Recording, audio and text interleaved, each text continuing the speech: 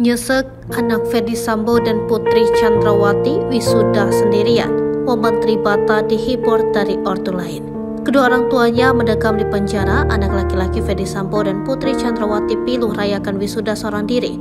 Tampak ada 2 kursi wali murid yang kosong saat acara lulusan SMA Taruna Nusantara Magelang, Jawa Tengah, Sabtu 6 Mei 2023 lalu.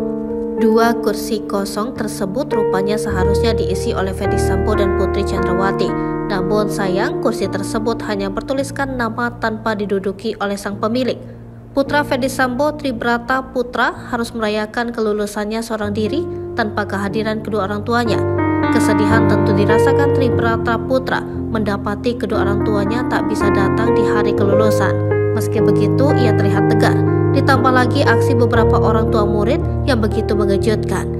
Pada momen kelulusan SMA Taruna Nusantara, beberapa orang tua murid tampak perhatian kepada Tribrata.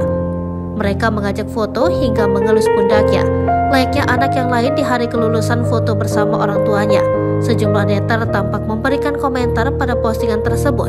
Banyak yang memahami sedihnya sendirian di momen kelulusan. Tak sedikit pula yang memberi support kepada Tribrata Putra.